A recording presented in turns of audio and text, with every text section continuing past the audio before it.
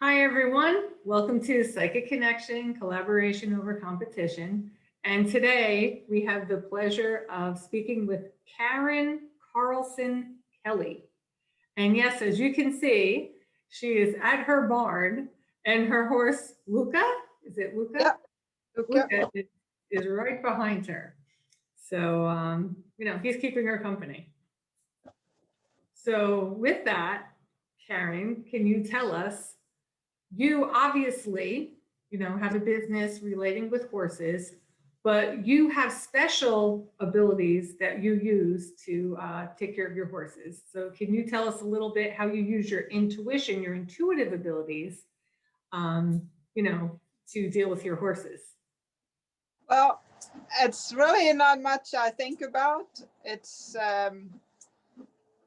just when I work on a horse, if I'm looking for where he's hurting, I kind of just get guided to the area.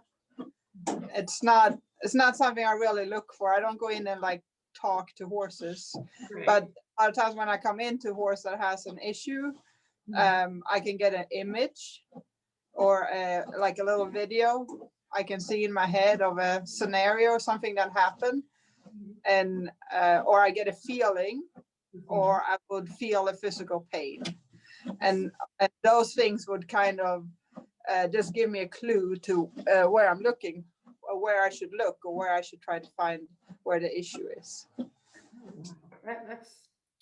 That's really impressive that you can actually tap in to what their issues are. And do you get guided also about how to heal them or fix them? Um, I guess it goes the same way where it just kind of comes to you what you think. Like now, I have a lot of experience. Obviously, I've done horses my whole life, so more than 40 years of horses. So a lot of things just kind of comes automatically because it's just knowledge you have.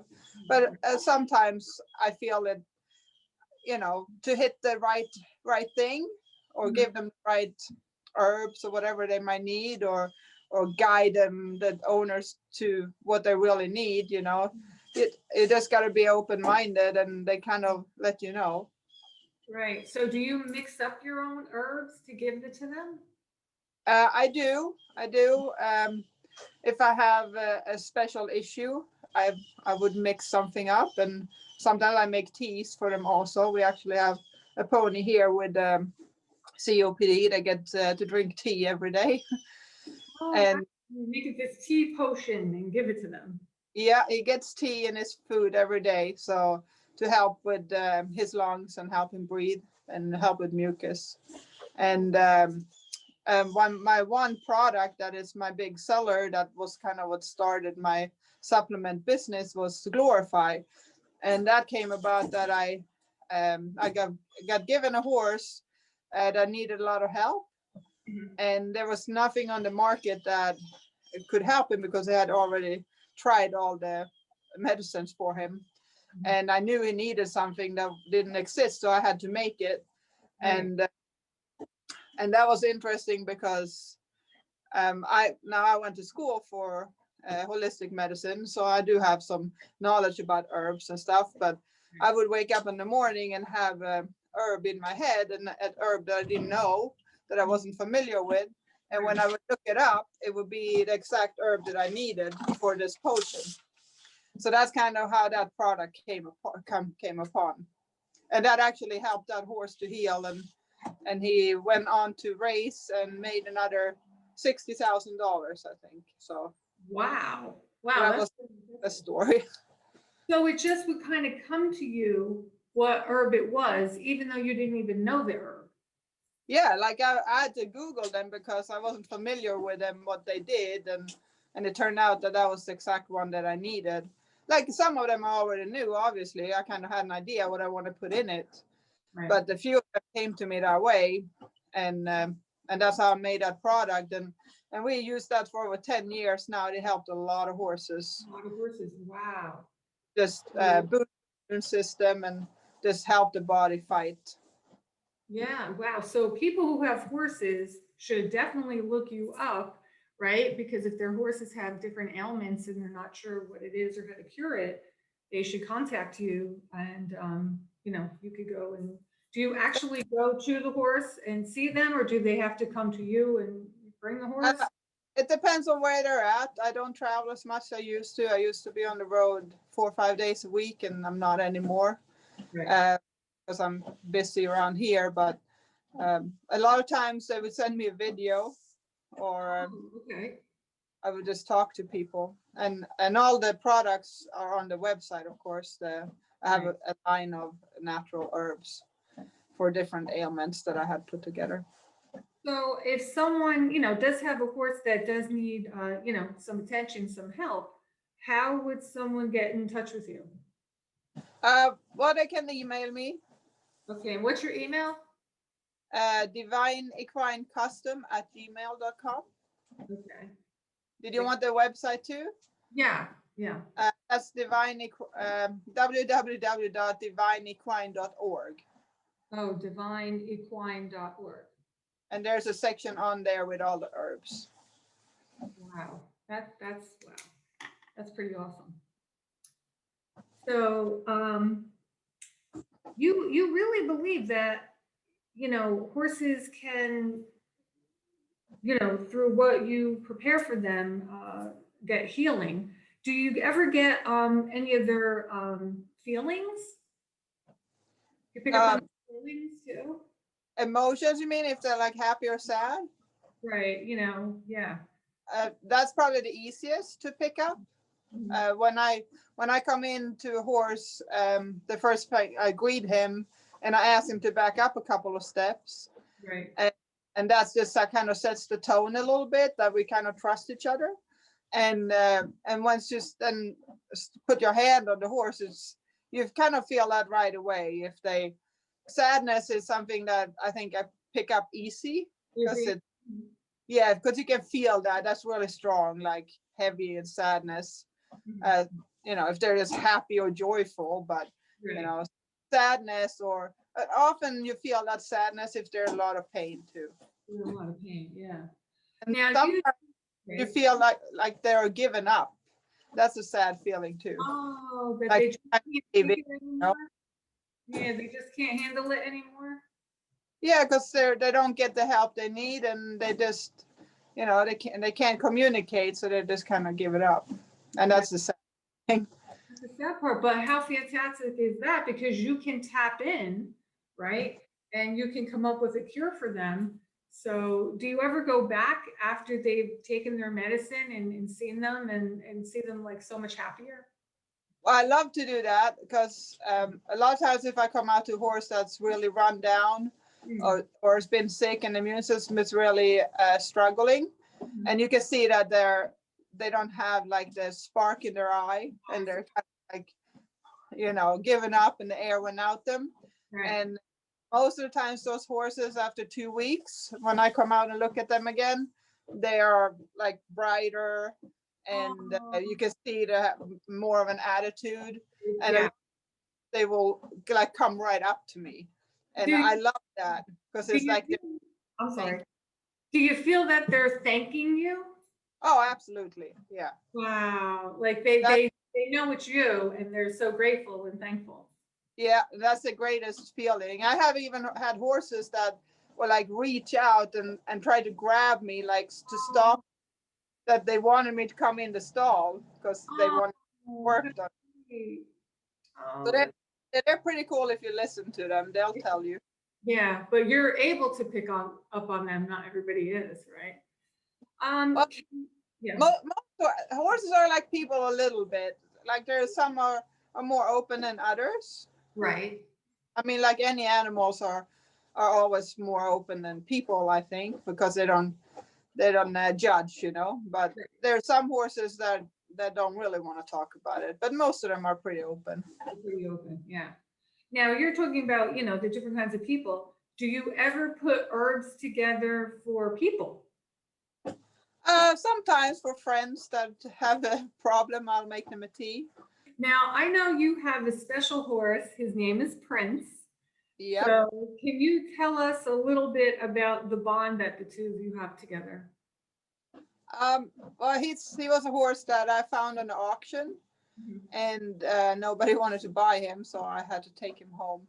And he's probably the coolest horse I ever had. Like, I had many nice horses, but Yeah. um, he's very smart and he's thinking a little bit too much. Mhm. We were saying the other day, if he had hands, he would be so much trouble because he. But he's just a special horse, and a very sensitive horse that Right. I have to really try to figure out other ways to do things. Mhm. Like, I'm not traditional. I don't work with horses like traditionally. I do a lot of horsemanship, natural horsemanship, Right. where you kind of work with a body language. But Oh, okay. So you read their body language. Mm. yeah, and so instead of like being harsh and Right. force them into things, you kind of showing them with your body what you want, and you're reading their language back, and then you're asking them instead. But with Prince, like, I done that for many years, but Prince, I had to rethink a little bit because he's not like every other horse. So he taught me a lot of things for Oh, sure. okay. Wow. That's excellent. Um, so, you know, when did you realize that you had some intuitive abilities? Um, I don't know. It was something that was natural as I grew up. Mhm. Because my grandmother, I guess she was the one that would make teas for people. You would make tea, so then you Yeah, started. Okay. and she would have herbs, and Okay. then my mom, after to that, my mom was very open-minded. Okay. And I remember being a little kid and my mom taking me to an acupuncturist. Wow. And Wow. Okay. so, I mean, we grew up very holistic, and so it was Right. all natural to me. Mhm. Um, it I went to school for holistic medicine for 4 years, and as I went through the school, it kind of came together. Things that I didn't really understood how or why, reactions from the horses or how I would read them. Mhm. And as I got more knowledge, I realized what was going on. Mhm. And it was years, actually. I had come to America, Right. and someone was telling me about Reiki, and I never heard about Reiki. Right. I was reading up on it. I've done that for years. I Right. just didn't know that it was a thing. You didn't know it was called Reiki, but you were doing it all along. Yeah, and it's all just energy. Right. Acupuncture, healing, or whatever you do, it's Right. all just, you're shifting the energies. You're putting positive energy, taking negative out. That's all what you do. Right. Now, what country did you come from? I'm from Sweden. From Sweden. Right. Can definitely hear your cool accent. Yeah. So their animals are very intuitive, right? They are, they are. Yeah. And most of the times when we work with the horses, we're violating them because you never ask for permission. You just do things with them. And you expect them to stand, or you expect them to lift a foot, or you expect them to do this or that, but you never really ask them in their language. Mhm. So the fact that they don't kill us, it's pretty amazing because they can. I'm a 1,000 pounds animal. Well, how do you ask them? Like, just mentally, do you ask? Like, how would you say, hey, I'm here to help you. Can you move over this way? Like, how would you relay that message to them? Well, like I said, when I first come into a horse, I walk up to him and I look him in the eyes. I let him sniff me, and then I ask him to back up. And once they back up, that's the signal to me that they respect me, because now I know they're not going to run me over. Okay. And then I will blow air in their nose. Now, why would you blow air? What would that mean? But horses would do that, how they greet each other, Oh, how is that they, what they do? See, I yeah. don't know very much about horses, so this is good. This is a lesson too for me. And when a horse breathes back to me, then it's a sign to me that he's like, okay. It's like I said hi, and he's like, hi. Oh, so it's like that. So And say, yeah, he's not feeling it. Then what would you try to do? say that again.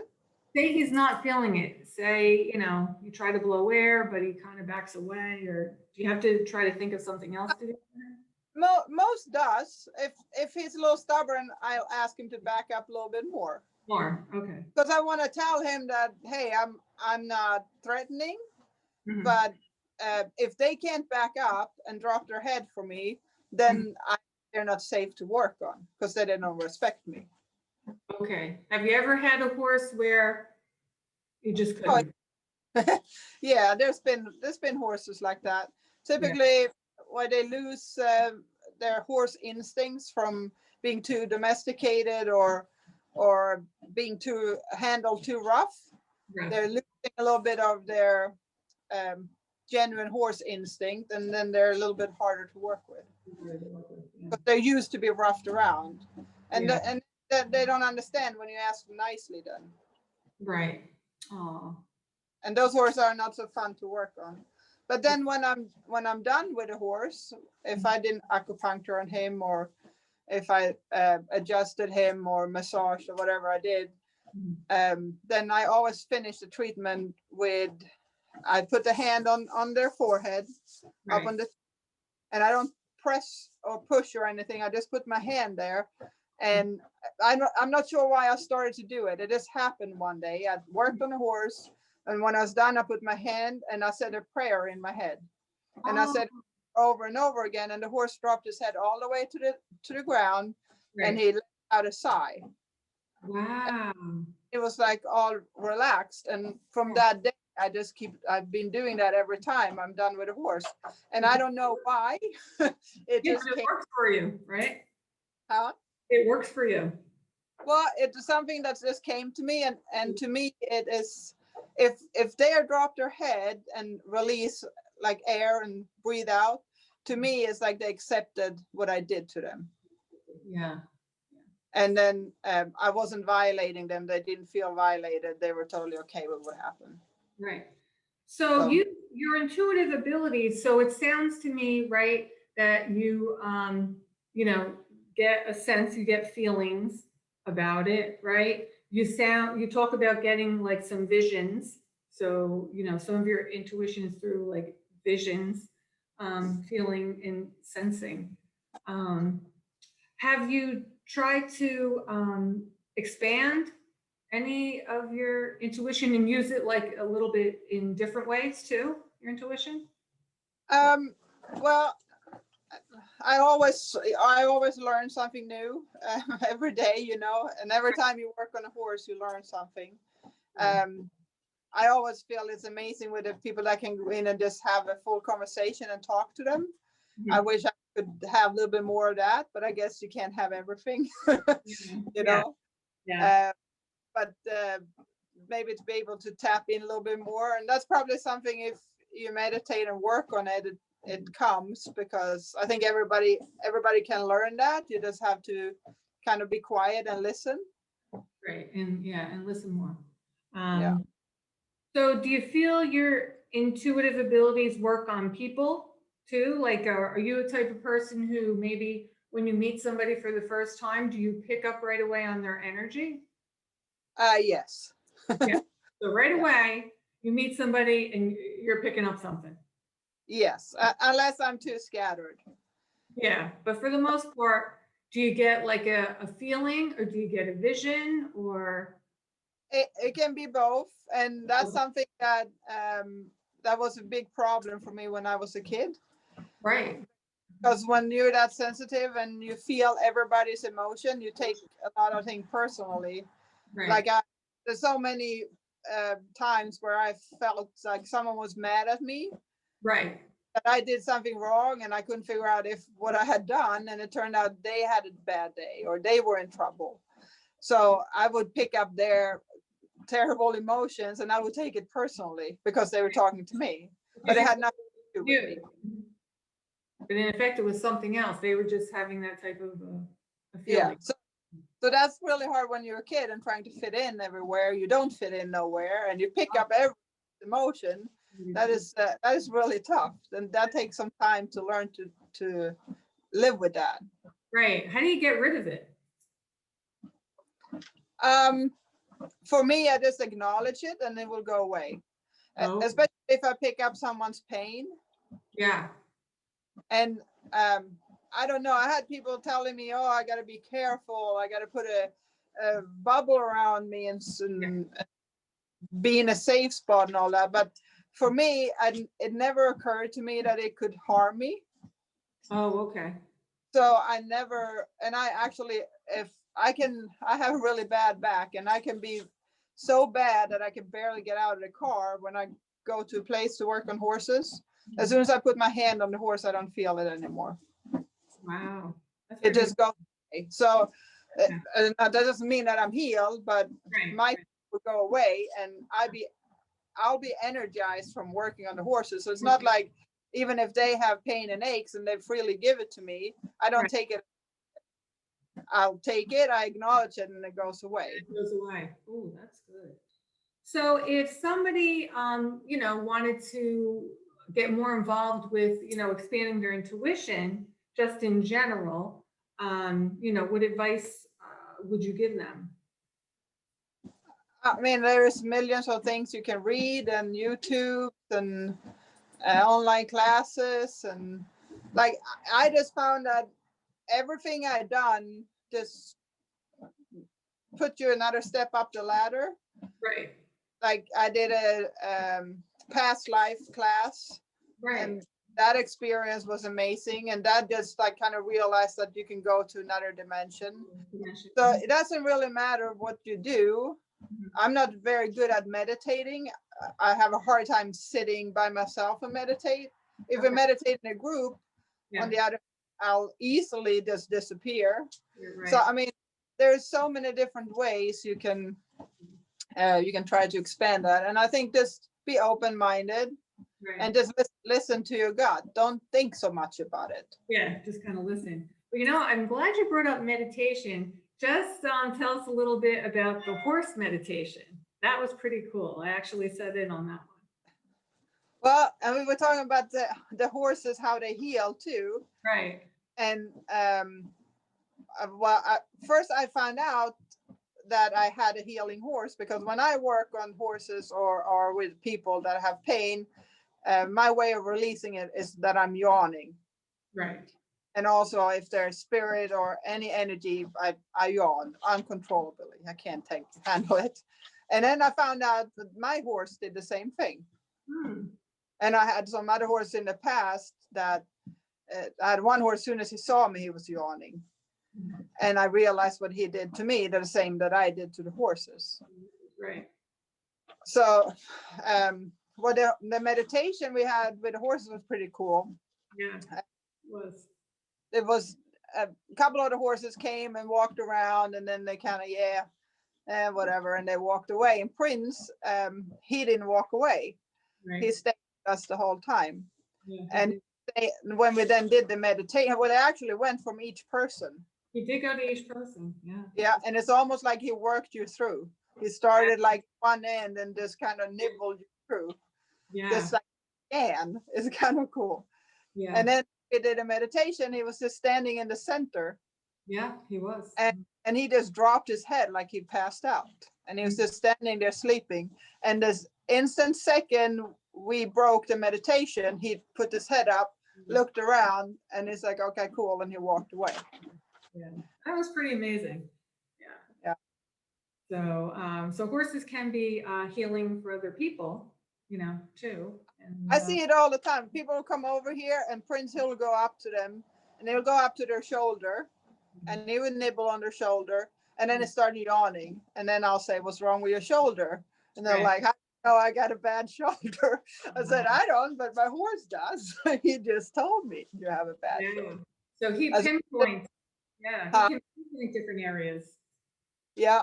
Yeah, it's pretty amazing. I think he do the same thing I do. He gets guided to the spot. And I don't know what it's like a magnet. It's like when I put my hand on the horse, my hand goes and it stops. Right. And it stops, and that's where the issue is. And it just does. And I don't know how or why. I was always a scientist, and I always want to have like an answer to everything.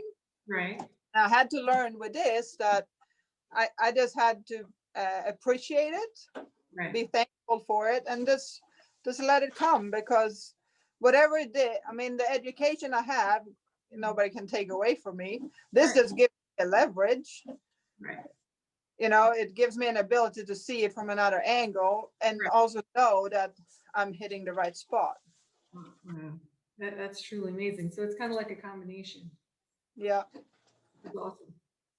Wow. So we're almost running out of time, but I do want to ask you, like I do with everybody I interview. We have 2 questions that came in from people. So I just want to remind everyone, anyone who's watching, if you do want a question answered, please go to my website, www.readingsbyphyllis.com, and submit a question, and I will send it out to the person that I'm interviewing, and they will answer it. So, do you have your intuitive hat on? It seems like it's always on for you, Karin, right? So first question I have from Susan. Susan wants to know, will I get a place of my own to live in? I'm hoping that she'll find her own place, and if she really wants to, she'll get there. That's Okay, how I live my life. right. So she will. Yep. So you feel okay. So basically, yeah, I feel your intuition starting to answer for you. Yeah, that she will, right? Alrighty. So my second question, wow, this sounds like it must be from a high school student, Jake. Will I do good on my SATs? Of course. Of course. Okay, wow, that one came right away. Oh, that's good. I guess Jake is going to do really well. Okay, awesome. Alrighty, so it's fun, right? It's fun to have the questions, and when you're intuitive, you can handle a lot of different areas, really, right? I think I done some tarot cards, and actually back home I just did regular cards. Regular cards. And I would do read palms. I did that. Oh, cool. But that's something that I haven't been like messing with really in a long time. But once you get to it and do it, it's like everything else, you know. You start with a lot of math, and all of a sudden you're like really smart at math, right? You just gotta kind of open your brain for that. Yeah, and what I say, practice, practice, practice. I have a little vision that I would love to have tea with the ponies, and I would love people to come and spend time with the horses and get the help they needed if they want to, and then make their own tea and go home with that. Oh, that would be so much fun. So you would allow children too to come, right? Yeah, sure. Yeah, kids, adults. Oh, I like that idea. So come And on. I had some children here riding, and I had a little 5-year-old. Her biggest dream was to come and ride a horse, and she came over. It was her birthday, and she went right up to Prince, and I told her he's a unicorn, but he doesn't want anybody to know, so he's hiding his horn. And she just totally bought it.